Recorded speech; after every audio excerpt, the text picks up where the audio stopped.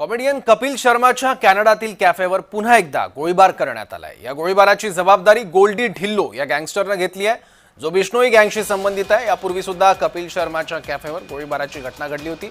सुदैवाने यात कुठलीही जीवितहानी झाली नाहीये। 7 जुलै रोजी या कॅफेचे उद्घाटन झाल्यानंतर लगेच 10 जुलैला जवळपास 9 राऊंड कॅफेवर फायर करण्यात आले होते। खलिस्तानी दहशतवादी हरजीत लाड्डीने या गोळीबाराची जबाबदारी घेतली होती।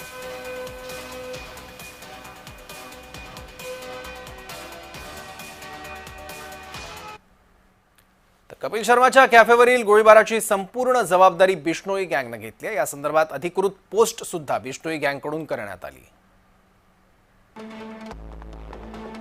जय श्री राम, सत श्री अकाल, राम राम सभी भाइयों को। आज गुरुवार 8 अगस्त को सरे में जो कपिल शर्मा के कैप्स कैफे पर फायरिंग हुई है, उसकी जिम्मेदारी गोल्डी ढिल्लो और लॉरेंस बिश्नोई गैंग लेते हैं। हमने इसको कॉल की थी, इसको रिंग नहीं सुनाई दी तो कार्रवाई करनी पड़ी।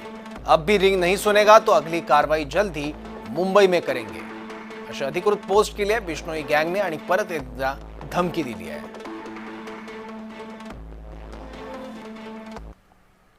या दरम्यान एक ऑडिओ क्लिप सुद्धा व्हायरल झाली आहे, पाहूयात। मैं हरी बॉक्सर लॉरेंस बिश्नोई गैंग से। ये जो कपिल शर्मा पे पहले और अब ये जो फायरिंग हुई है, ये इसलिए हुई है, इसने सलमान खान को उद्घाटन पे बुलाया था नेटफ्लिक्स के शो पे। और अगली बार जो भी डायरेक्टर, प्रोड्यूसर, कलाकार, इनको सारों को वार्निंग नहीं देंगे। अब सीधी AK-47 ही चलेगी इनकी छाती पे। और मुंबई में ये वार्निंग है सभी को, छोटे मोटे कलाकारों को, छोटे मोटे प्रोड्यूसरों को, सभी को। अब हम मुंबई का माहौल इतना खराब कर देंगे कि तुम लोगों ने सोचा भी नहीं होगा तुम्हारी जिंदगी में, ठीक है। अगर इसके साथ किसी ने भी काम किया, चाहे कोई छोटा मोटा कलाकार हो, छोटा मोटा डायरेक्टर, प्रोड्यूसर हो, हम किसी को भी नहीं छोड़ेंगे। हम मार देंगे उसको, किसी भी हद तक जाना पड़ेगा हमारे को उसको मारने के लिए, हम उसको मार देंगे, ठीक है। अगर सलमान खान के साथ किसी ने काम किया तो वो खुद की मौत का जिम्मेदार खुद होगा। जय श्री राम, जय बलकारी।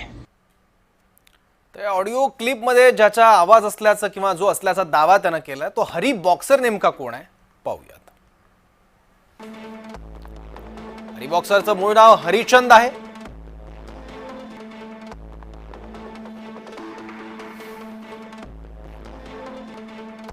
राजस्थानच्या अलवर जिल्ह्यातल्या चितरपुरा गावचा तो रहिवासी आहे।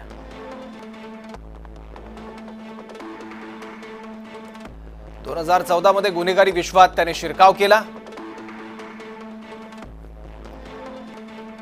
2024 मध्ये भारतातून डंकी रूटच्या माध्यमातून त्याने अमेरिकेत एंट्री घेतली। हरी बॉक्सरचं बिश्नोई गँगसाठी काम।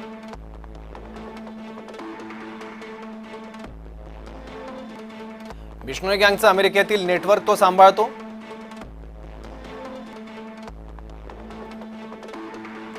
बिश्नोई गँगसाठी खंडण्या गोळा करण्याचं काम करतो।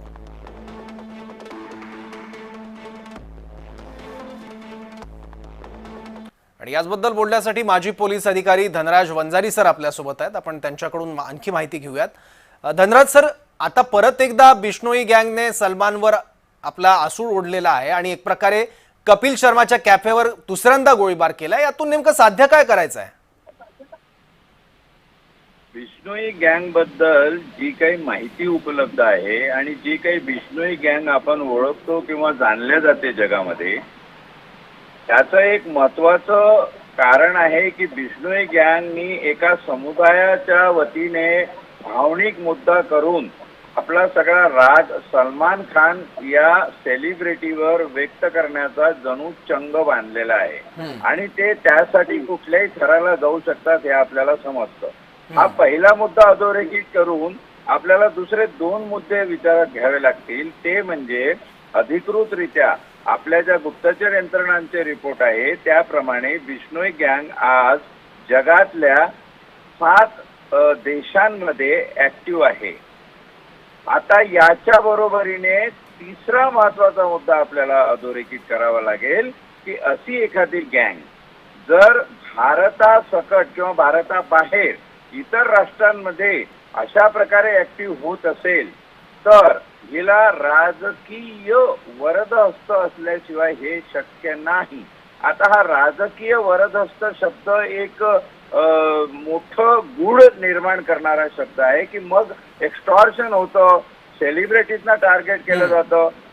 कपिल शर्मा हा सेलिब्रिटी आहे. कपिल शर्माचे शो आज जगामध्ये नावाजले जातात, वाखाणले जातात, बघितले जातात. तर याचं अल्टिमेट एम किंवा कुठल्याही गँगचं अल्टिमेट एम अपार्ट फ्रॉम त्यांच्या भावनिक मुद्द्याला बाजूला ठेवलं तर एक्स्टॉर्शन आणि खंडणीखोरी या पलीकडे मला दुसरा एक माजी पोलीस अधिकारी म्हणून दिसत नाही. आता खंडणीखोरी जर हा विषय असेल तर मग राजकीय पाठबळ असल्याशिवाय एवढी वाढू शकत नसेल संघटना, तर ही खंडणी कोणासाठी गोळा केली जाते, ही खंडणी अल्टिमेटली कुठे जाते याचाही आपण विचार करायला पाहिजे. बिश्नोई गँग हा इंडिव्हिज्युअल एकटा मुद्दा आहे आणि फक्त एकच बाजू धरून आपल्याला चालणार नाही, तर हा एक कॉम्प्लेक्स ग्रँड डिझाईनचा भाग आहे.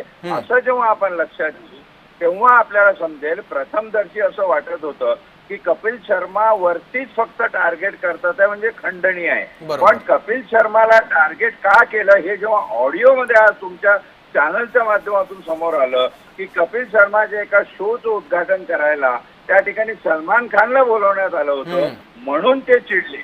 अर्थात मुद्दा भावनिक जरी असला तरी कुठेतरी कारण शोधलं जातं एखादी कृती करण्याच्या आधी आणि ते कारण मला वाटतं सलमान खान झालेलं आहे.